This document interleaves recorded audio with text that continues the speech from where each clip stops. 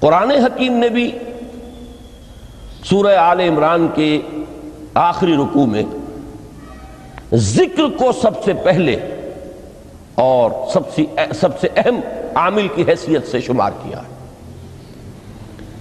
چنانچہ اس کی پہلی آیت جو ہے سورہ آل عمران کے آخری رکوع کی، اس میں تو وہی مضمون جو میں بیان کر چکا وہ آیا ہے، ان فی خلق السماوات والارض واختلاف اللیل والنہار لآیات لأولی الالباب،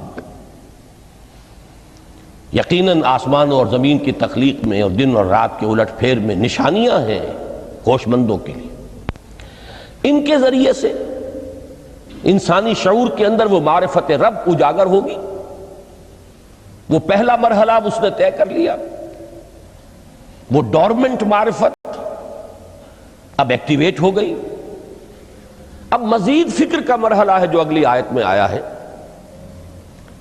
الذین یذکرون اللہ قیاما وقعودا وعلی جنوبہم ویتفکرون فی خلق السماوات والارض ربنا ما خلقت ھذا باطلا سبحانک فقنا عذاب النار۔ یعنی تفکر جو ہے ویتفکرون فی خلق السماوات والارض، وہ تفکر کرتے ہیں، غور و فکر کرتے ہیں آسمان اور زمین کی تخلیق میں، لیکن اس تفکر کے ساتھ لازماً ذکر، اور ذکر مدام، ذکر بھی وہ کہ جو مستقل ہو، ہر حالت میں ہو۔ الذین یذکرون اللہ قیاما وقعودا وعلی جنوبہم، وہ لوگ کہ جو اللہ کو یاد رکھتے ہیں، اللہ کا ذکر کرتے ہیں، کھڑے ہوئے بھی، بیٹھے ہوئے بھی، اور اپنے پہلوؤں کے بل یعنی لیٹے ہوئے بھی۔ اب ان تین کے سوا تو کوئی پوزیشن انسان کی نہیں ہے، اسی کا نام ہے دوام ذکر۔ اور اس کے ساتھ اگر وہ تفکر کرتے ہیں تو ان کا فکر اگلی منزل تک پہنچتا ہے۔ تو پہلی شے تھی فکر انسانی کی صحیح رخ پر مزید پیش قدمی اور پیش رفت، اور اس کے لیے لازم ہے ذکر و فکر کا امتزاج۔ دوسری چیز کو لیجئے عمل کی درستی۔ اس عمل کی درستی کے لیے اللہ تعالیٰ کے ساتھ ایک گہرے تعلق کی ضرورت ہے، اس لیے کہ صبر کی بحث میں یہ مضامین شاید آپ کے سامنے آ گئے ہوں کہ صبر، جہاں مصیبت پر صبر ہوتا ہے،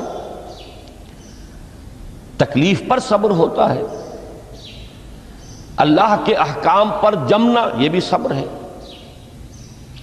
نفس کی خواہشات کی باغ کو تھام کر رکھنا، کھینچ کر رکھنا یہ بھی صبر ہے، اور استقامت کسی شے پر قائم رہنا یہ بھی صبر ہے۔ تو عمل صحیح پر استقامت کے لیے وَاصْبِرْ وَمَا صَبْرُكَ إِلَّا بِاللَّهِ، اس صبر کی سب سے اہم جو بنیاد ہے، اس کا جو سب سے بڑا ذریعہ ہے، اس کا جو سب سے بڑا سہارا ہے، وَمَا صَبْرُكَ إِلَّا بِاللَّهِ، اس کے لیے ضرورت ہے ایک گہرے تعلق کی کہ اللہ کے ساتھ ایک ایسا تعلق برقرار رہے جو نہ صرف گہرا ہو بلکہ دائم و قائم، مسلسل۔ ذرا ذہول ہوگا تعلق مع اللہ میں، ذرا کمی آئے گی، شیطان کا وار کاری ہو جائے گا۔ اسی کو حضور نے حدیث میں یوں تعبیر کیا ہے تمثیلاً کہ جو دل اللہ کی یاد سے غافل ہے، اس پر فارسی کا وہ مقولہ بھی ہے کہ خانہ خالی را دیو می گیرت، گھر خالی رہے تو جنات اس پر دیو جو ہے آ کر قبضہ جما لیتے ہیں۔ تو خانہ قلب جو ہے اگر یاد خدا بندی سے خالی ہو گیا تو شیطان ابلیس لعین اپنی تھوتنی ٹکا دیتا ہے۔ یہ لفظ آتا ہے سور کے منہ کے لیے تھوتنی، جس طرح اس کا نکلا ہوا سا منہ ہوتا ہے آگے، تو یہ لفظ استعمال کیا گیا کہ وہ اپنی تھوتنی انسان کے دل پر جما کر اور پھوکے مارنی شروع کر دیتا ہے۔ تو شیطان کو موقع ہی تب ملتا ہے جب انسان کے تعلق مع اللہ کے اندر کمی ہو، وہ خانہ بالکل خالی ہو گیا ہو یا اتنا ضعیف ہو گیا ہو کہ کل عدم ہو جائے، گویا کہ نہیں۔ تیسری چیز کی طرف آئیے روحانی ترقی، روحانی ترقی کے لیے میں ایک اصطلاح کے سامنے لا رہا ہوں، اس سے مراد کیا ہے؟ روحانی ترقی کے لیے ہماری دینی اصطلاح ہے تقرب الی اللہ، اللہ سے قریب تر ہوتے چلے جانا۔ اس پر میرا ایک کتابچہ بھی ہے، تقرب الی اللہ کے 2 مدارج، 2 درجے، جو در حقیقت ایک حدیث نبوی علیہ الصلوۃ والسلام ہی پر مبنی ہے کہ حضور نے ایک درجہ قرار دیا ہے تقرب بالفرائض، فرائض کے ذریعے سے انسان اللہ کا قرب حاصل کرے۔ ایک ہے تقرب بالنوافل، نوافل کے ذریعے سے اللہ کا قرب حاصل کرے۔ ان میں کیا نسبت و تناسب ہے، اہمیت کے اعتبار سے کون بڑھ کر ہے، بلندی کے اعتبار سے کون بڑھ کر ہے، یہ تمام مسائل میں نے اپنی اس تقریر میں بیان کیے تھے جو اس کتابچے میں شائع ہوئی ہے۔ اس وقت میں اس کی تفصیل میں نہیں جا رہا، صرف یہ تذکرہ اس لیے کر رہا ہوں کہ جن کو بھی خواہش ہو جائے وہ اس کا مطالعہ کرے۔ ہماری اس وقت کی گفتگو سے وہ کتابچہ اس جگہ پر منسلک ہوگا۔ تو تقرب الی اللہ، یہ تقرب کوئی فزیکل فینومینن نہیں ہے، جسمانی یا مادی مسئلہ نہیں ہے۔ اللہ سے قرب یہ نہیں ہے کہ کوئی کروڑوں میل کا فاصلہ ہے، اب ہمیں کوئی رسی پر چڑھنا ہے اوپر بڑی محنت اور مشقت سے، فصل تو ہے ہی نہیں، فاصلہ ہے ہی نہیں، بعد ہے ہی نہیں۔ نحن اقرب الیہ من حبل الورید، ہم تو انسان سے اس کی شہرگ سے بھی زیادہ قریب ہیں۔ ہوا معکم اینما کنتم، وہ تو تمہارے ساتھ ہی ہوتا ہے جہاں کہیں بھی تم ہو، بس صرف یہ کہ تمہاری توجہ نہیں ہوتی، تم اور چیزوں میں مشغول و مصروف رہتے ہو، تم ہماری طرف دھیان ہی نہیں دیتے، تم ہماری طرف متوجہ ہی نہیں ہوتے۔ ہم تو مائل بے کرم ہیں، کوئی سائل ہی نہیں، راہ دکھلائیں کسے رہنو منزل ہی نہیں۔ انسان جب متوجہ ہو جاتا ہے اور بڑھتا ہے، آگے پیش قدمی کرتا ہے روحانی اعتبار سے، تو یہ ہے در حقیقت تقرب الی اللہ، اور اسی کو ہم کہیں گے روحانی ترقی۔ اب ان 3 چیزوں کو اگر آپ نے ذہن میں جما لیا، پھر میری بات کی ترتیب اس کو ذہن میں قائم کیجئے۔ ہم چلے کہاں سے؟ کہ دین کے ساتھ اصل مناسبت فلسفے کی نہیں، حکمت کی۔ نمبر 2، حکمت قرآنی کا پہلا اور اہم ترین اور بنیادی مسئلہ معرفت رب کا حصول ہے۔ اس کا نتیجہ شکر خداوندی ہے، اس کا ذریعہ آیات آفاقی، آیات انفسی، اور سب سے بڑھ کر آیات قرآنیہ ہیں جو الذکر ہے، جو تذکرہ ہے، جو ذکرہ ہے۔ لیکن اس پہلے مرحلے کو اگر کوئی انسان بفضل ہی تعالی، اللہ کے فضل و کرم سے طے کر لے، اب اس کے سامنے 3 مسئلے ہیں۔ فکر کی مزید پیش رفت، مزید پیش قدمی صحیح رخ پر، اس کے لیے ذکر اور فکر دونوں کا امتزاج لازمی ہے۔ فقر قرآن اختلاط ذکر و فکر، الذین یذکرون اللہ قیاما وقعودا وعلی جنوبہم ویتفکرون فی خلق السماوات والارض۔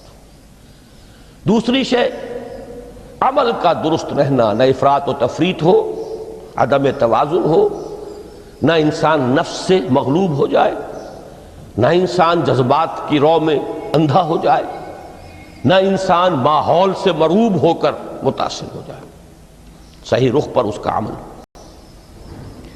نمبر 3، روحانی ترقی، جو اصل حاصل ہے، جو اصل مقصود ہے۔ نمبر 2 چیز کے لیے تعلق مع اللہ ضروری، نمبر 3 کے لیے تقرب الی اللہ ضروری۔ اب غور کیجئے، ان تینوں چیزوں کا بڑا گہرا تعلق ہے نماز کے ساتھ۔ ان تینوں کے لیے ستون کی حیثیت نماز کو ہے۔ لہذا ایمان کے بعد یا معرفت رب کے بعد حکمت دین کا اہم ترین مسئلہ نماز، صلاۃ۔ اس لیے کہ ایک طرف یہ انسان کو اللہ کے ساتھ ایک گہرے تعلق کا ذریعہ فراہم کرتی ہے، اپنے تمام مصروفیات میں سے، ان مشغولیتوں میں جن میں گم ہونے کا خدشہ ہوتا ہے، نکلو۔ 24 گھنٹے کے معمولات میں سے کم 5 مرتبہ تو لازماً نکلو، اور اپنے آپ کو ذرا، اپنے حواس کو بھی، اپنی باطنی کیفیات کو بھی ذرا تازہ کرو۔ اگر کوئی گندگی، نجاست، کسی طرح کی ناپاکی کا کوئی معاملہ ہے، طہارت حاصل کرو۔ طہارت سے تمہارے اندر روح کو بھی بالیدگی ہوگی، تمہارے حواس بھی تازہ ہوں گے، تم گویا کہ بحیثیت کل تمہاری ہستی چاق و چوبند ہو جائے گی۔ وہ کسل، وہ سستیاں، وہ جو ایک کثافتیں ہوتی ہیں، ان سب سے نجات حاصل کرو، اور اب اپنے رب کے حضور میں کھڑے ہو جاؤ، اس کے ساتھ اپنا عہد بھی تازہ کرو، اس کی اہم صفات کو بھی اپنے ذہن میں پھر مستحضر کرو۔ یہی وجہ ہے، دیکھیے میں نے جو آیات آپ کو شروع میں سنائی تھی، سورہ لقمان کی 2 آیتیں، پہلی آیت میں اس کا ترجمہ کر چکا، دوسری آیت وَلَقَدْ وَإِذْ قَالَ لُقْمَانُ لِابْنِهِ وَهُوَ يَعِظُهُ يَا بُنَيَّ لَا تُشْرِكْ بِاللَّهِ إِنَّ الشِّرْكَ لَظُلْمٌ عَظِيمٌ۔ اس کے بعد درمیان میں کچھ مضمون آ کر پھر وہ آیہ مبارکہ آئی، یا بنی اقیم الصلاۃ وامر بالمعروف وانہ عن المنکر واصبر علی ما اصابک۔ گویا کہ اہم ترین چیز، بنیادی ترین چیز، اللہ کو محض پہچان لینا کافی نہیں ہے، یاد رکھنا ضروری ہے۔ اللہ یاد رہے گا تو فکر صحیح آگے بڑھے گا، اللہ یاد رہے گا اور اس کے ساتھ ایک گہرا تعلق جو ہے برقرار رہے گا تو عمل درست رہے گا۔ بالکل یہی بات سورہ طٰہٰ میں جو پہلی وحی حضرت موسیٰ علیہ السلام پر ہوئی، اور پہلا مخاطبہ ہے، چونکہ حضرت موسیٰ کو یہ انبیاء کرام کے مقدس گروہ میں ایک امتیازی حیثیت حاصل ہے کہ ان سے براہ راست گفتگو ہوئی ہے، اگرچہ صرف ایک پردہ تھا، اوٹ من ورائے حجاب گفتگو ہوئی ہے، لیکن یہ کہ کوئی فرشتے کا درمیانی جو ہے وہ لنک نہیں تھا، براہ راست اللہ تعالیٰ نے حضرت موسیٰ علیہ السلام سے کلام فرمایا۔ کلم اللہ موسیٰ تکلیما، موسیٰ سے تو اللہ نے کلام فرمایا جیسے کہ کلام کیا جاتا ہے۔ تو پہلا مخاطبہ ہے، یہ پہلا مکالمہ ہے، پہلی وحی کہیے، اسی میں یہ الفاظ بھی موجود ہیں، اننی انا اللہ لا الہ الا انا فاعبدنی واقم الصلاۃ لذکری۔ یہ گویا کہ حکمت قرآنی کا ایک بہت بڑا خزانہ ہے یہ آیت مبارکہ، کہ خود حضرت موسیٰ علیہ السلام کو جو ہدایت دی جا رہی ہے، میں ہوں، میں اللہ، اننی انا اللہ لا الہ الا انا، میرے سوا کوئی معبود نہیں، فاعبدنی، بس میری بندگی، میری عبادت، میری پرستش، میری محبت، اس کو اختیار کرو۔ وَأَقِمِ الصَّلَاةَ لِذِكْرِي، اور نماز کو قائم رکھو میری یاد کے لیے۔ بلکہ اسی سلسلہ کلام میں آگے چل کر سورہ طٰہٰ میں آتا ہے، کافی گفت و شنید کے بعد جب حضرت موسیٰ نے کچھ معذرت بھی کی، کچھ دعائیں بھی کی، اللہ نے ایک دعا قبول بھی کی کہ ان کے بھائی کو بھی شریک کر دیا، حضرت ہارون کو بھی۔ اس کے بعد پھر جب فرمایا کہ اب جاؤ فرعون کی طرف، تو اس میں فرمایا وَلَا تَنِيَا فِي ذِكْرِي، اور دیکھنا یہ جو عظیم مشن تمہارے کندھے پر آ گیا ہے، بڑا بھاری اور کٹھن ایک فرض ہے جو تم پر عائد ہو گیا ہے، اس کے لیے سب سے بڑی تمہارے پاس جو قوت کا ذریعہ ہے وہ نماز ہے۔ اقیم فلا تنیا عن ذکری، میری یاد میں کبھی غفلت نہ کرنا، اس میں کبھی کوئی کمی نہ آنے دینا۔ جیسا کہ میں نے عرض کیا تھا کہ جیسے ہی وہ تعلق جو ہے کمزور پڑتا ہے یا منقطع ہو جائے معاذ اللہ، تو پھر انسان گویا کہ شیطان کے لیے ایک لقمہ تر بن جاتا ہے۔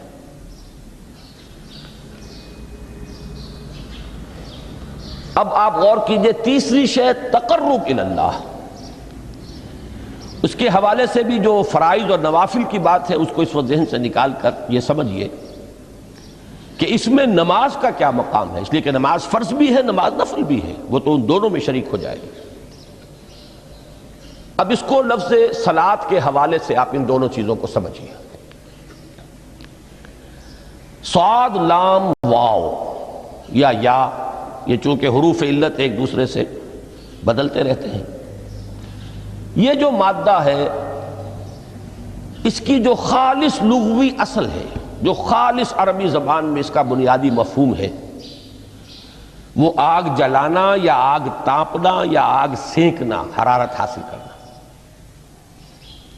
لہذا بار بار آتا ہے جہنم کے ذکر میں، اسلوہا، اب جلو اس میں، تاپو اس کو، یہ سینکے گی تمہیں۔ بلکہ تفتلون کا لفظ آیا ہے حضرت موسیٰ کے کلام میں، جب وہ گئے تھے کوہ طور پر، جب پہنچ گئے تو تھے آگ تک کی تلاش میں، لعلکم تفتلون، تو اپنے اہل خانہ سے یہی کہا تھا کہ مجھے کہیں وہ روشنی نظر آ رہی ہے، غالباً کوئی وہاں سے آگ مل سکے گی، ورنہ یہ کہ کوئی رہنمائی کو رستہ مجھے مل سکے گا، میں وہ آگ لے آؤں گا، کوئی چنگاری وہاں سے لے آؤں، لعلکم تفتلون، تاکہ تم، اب یہ اصطلاح در حقیقت باب افتعال ہے، اور یہ تے یہاں پر توئے کی شکل اختیار کر گئی، تا نے توبن کی صورت اختیار کی سواد کی وجہ سے۔ بہرحال اس کا سب سے بنیادی مفہوم جو ہے وہ ہے تاپنا، سکائی حاصل کرنا، حرارت۔ اس کے حوالے سے سمجھ لیجئے کہ سب سے بنیادی تعلق اس کا جو ہے وہ روح کے ساتھ ہے۔ روح میں محبت خداوندی کی آگ اگر ٹھنڈی پڑ گئی ہو، اگر محبت خداوندی کی حرارت میں کمی ہو رہی ہو، تو اس کو اثر نو، جس کو کہ میں آج سوچ رہا تھا تو ایک لفظ ذہن میں آیا کہ جیسے بیٹری اس کو ریچارج کیا جاتا ہے، اسی طریقے سے روح کے اندر محبت خداوندی کی اس حرارت کو اثر نو تازہ کرنا، یہ ہے در حقیقت نماز کا اصل مقصد۔ اس لیے کہ اس لفظ کا بنیادی مفہوم، اصل لغوی مفہوم تو یہ، اگرچہ اس کا سب سے زیادہ کثرت سے جو استعمال ہوتا ہے، اور لفظ صلاۃ جس سے در حقیقت جس تصور پر مبنی ہے وہ ہے اقدام، کسی کی طرف متوجہ ہونا اور پھر دعا۔ صلاۃ کا سب سے قریبی مفہوم لفظی جب بیان کیا جائے گا، اس سے مراد، اس کے معنی، تو دعا اس میں اہم ترین ہے۔ کسی کی طرف توجہ کرنا، مناجات کرنا، گفتگو کرنا، مخاطبہ، مکالمہ، دعا، یہ در حقیقت صلاۃ کا سب سے بڑا اصطلاحی مفہوم ہے۔ لیکن جو اس کا مادہ ہے، صاد لام واو یا صاد لام یا، اس کا اصل مفہوم جو ہے وہ تاپنا، حرارت حاصل کرنا۔ تو ان دونوں کے حوالے سے عرض کر رہا ہوں، وہ تاپنا اور حرارت حاصل کرنا وہ ہے روح کے اعتبار سے۔ وہ جو کہا اقبال نے کہ بجھی عشق کی آگ اندھیر ہے، مسلمان نہیں راہ کا ڈھیر۔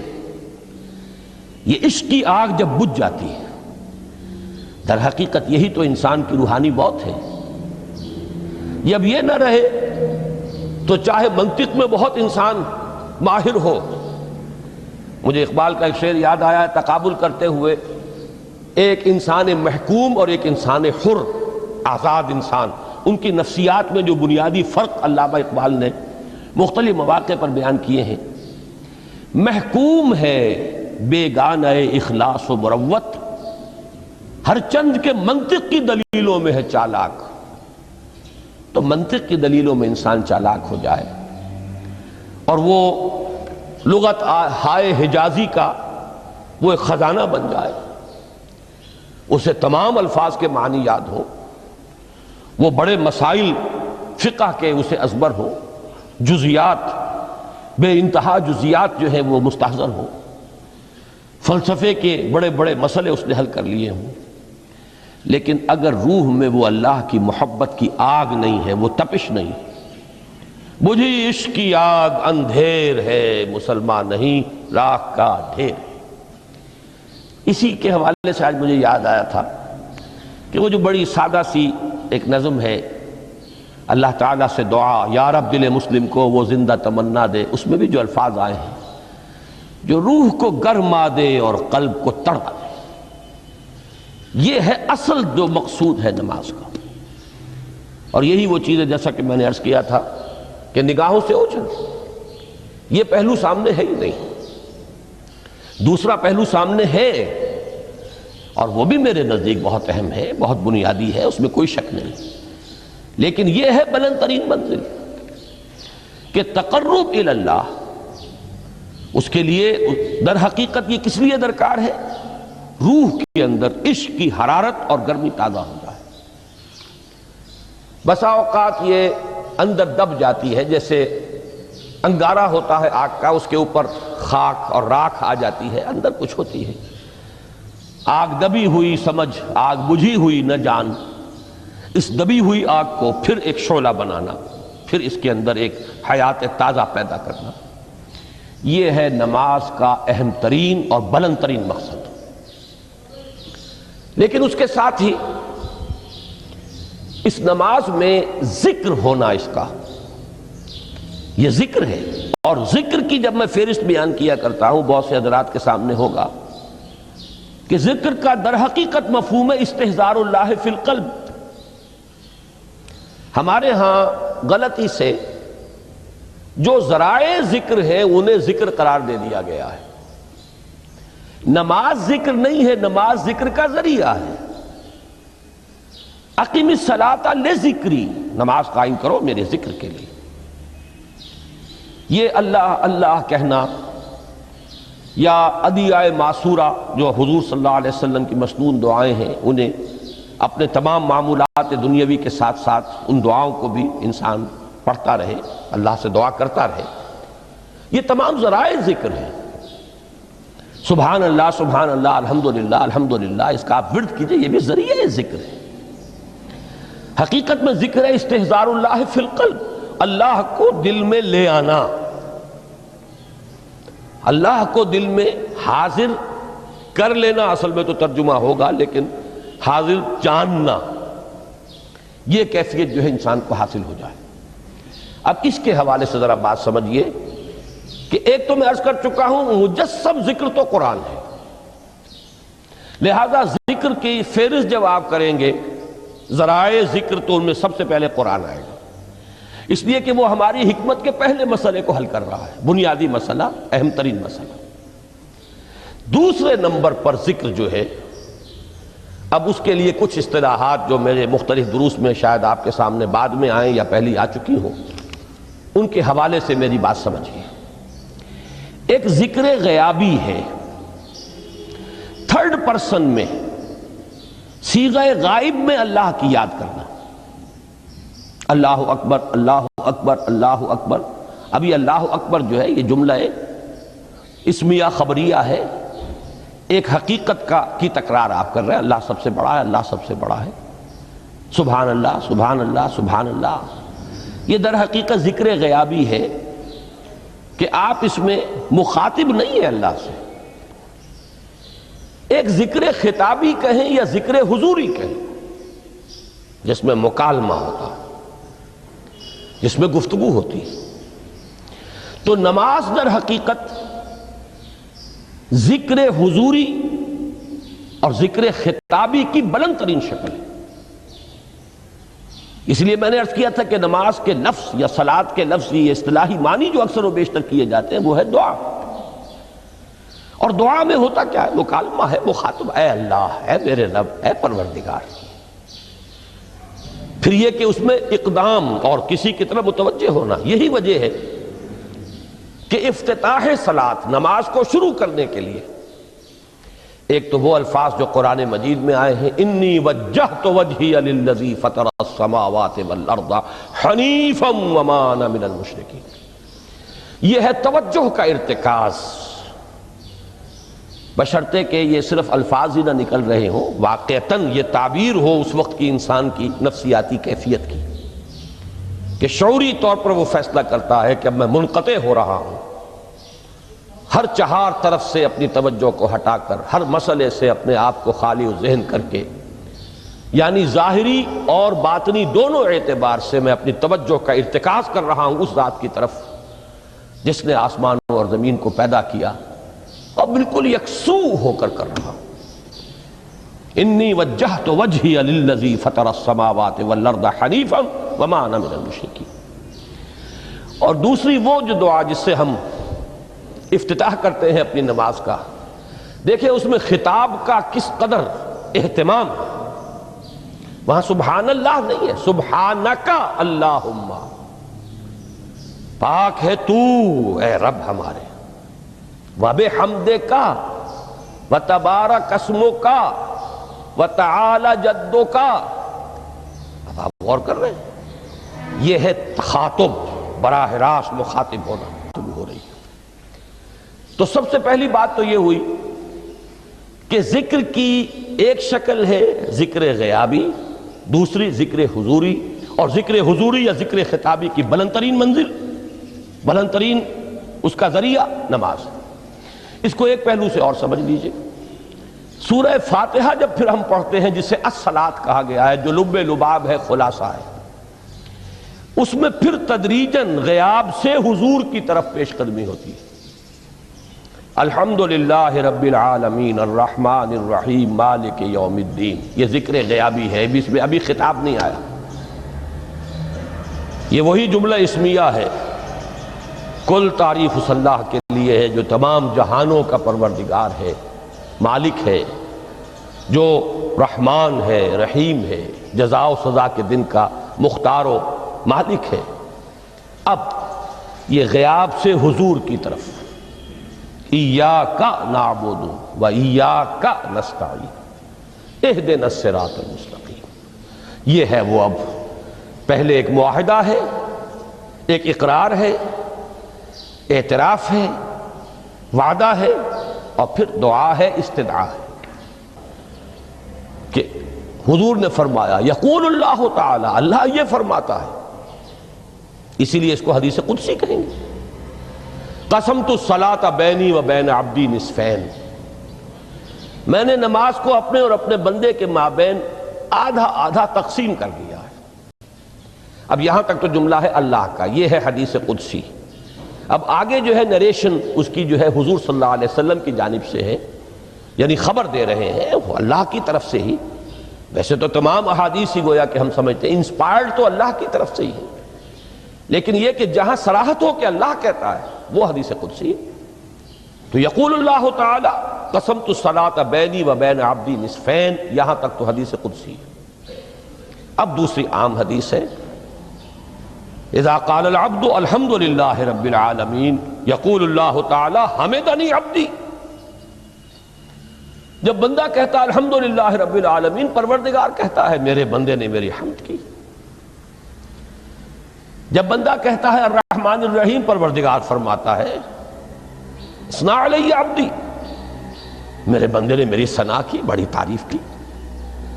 جب بندہ کہتا ہے مالک یوم الدین، اللہ فرماتا ہے مجدنی عبدی، میرے بندے نے میری بڑی بزرگی بیان کی ہے، تمجید کی ہے۔ پھر جب بندہ کہتا ہے ایاک نعبد و ایاک نستعین، اللہ فرماتا ہے ھذا ما بینی و بین عبدی ولعبدی ما سأل، یہ ہے میرے اور میرے بندے کے درمیان۔ یہ تو معاہدہ ہے نا، معاہدے میں تو دو فریق جکڑے جاتے ہیں، بند جاتے ہیں، یہ میرے اور میرے بندے کے درمیان ہے، اور میرے بندے نے جو طلب کیا میں نے دیا، اس لیے کہ اس میں طلب بھی تو ہے، ایاک نستعین، تیری مدد چاہتے ہیں، یہ طلب ہے، اسی کی شرح ہے جو اب آخری 3 آیتیں ہیں۔ پروردگار ہم تیری مدد چاہتے ہیں، پروردگار ہم تیری ہی بندگی کرتے ہیں اور کریں گے، اور تیری ہی مدد چاہتے ہیں، چاہیں گے۔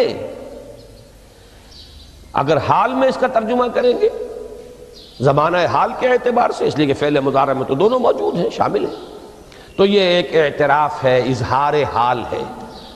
اللہ کرے کہ وہ واقعتاً صحیح اظہار حال ہو، ہم واقعی اللہ کی بندگی کرتے ہوئے یہ کہیں کہ ایاک نعبد، ورنہ اگر ہماری اصل صورتحال سے وہ مطابقت نہ رکھتا ہو تو پھر تو ایک طرح کا جھوٹ ہو جائے گا۔ غلط بیانی ہو جائے گی۔ ایاک نعبد، تیری ہی بندگی کرتے ہیں، اور مستقبل میں کیجئے، کریں گے، یہ ہے عہد۔ تیری ہی مدد چاہتے ہیں، تجھی سے مدد طلب کرتے ہیں، تجھی سے مدد چاہتے رہیں گے، اس کے لیے فرمایا وَلِعَبْدِ مَا سَأَلَ۔ اور پھر اس کے بعد وہ استدعا ہے، اهدنا الصراط المستقیم صراط الذین انعمت علیہم غیر المغضوب علیہم ولا الضالین۔ اس حدیث میں اس کو ایک ہی جملے کو لیا گیا ہے، ایک ہی جملے کی حیثیت سے۔ جب بندہ یہ کہتا ہے تو اللہ فرماتا ہے ھذا لعبدی ولعبدی ما سأل، یہ خالص میرے بندے کے لیے ہے۔ اس بندے نے ایک درخواست پیش کی ہے اور میں نے گرانٹ کی، وہ اپلیکیشن، وہ ریکویسٹ گرانٹڈ، ہم نے دے دی، ولعبدی ما سأل۔ یہ ہے اس کی تاثیر کا عالم، بشرطے کے معاملہ وہ شعور کے ساتھ، بشرطے کے مطابقت ہو ظاہر اور باطن کی، بشرطے کے مطابقت ہو قول اور فعل کی، تو اس کا اتنا اونچا مقام ہے کہ ایک ایک جملہ ادھر ادا ہوا، ادھر اللہ کی طرف سے ریسپانس مل رہی ہے۔ افلاک سے آتا ہے نالوں کا جواب آخر، اٹھتے ہیں حجاب آخر، کرتے ہیں خطاب آخر۔ حال دل کس کو سن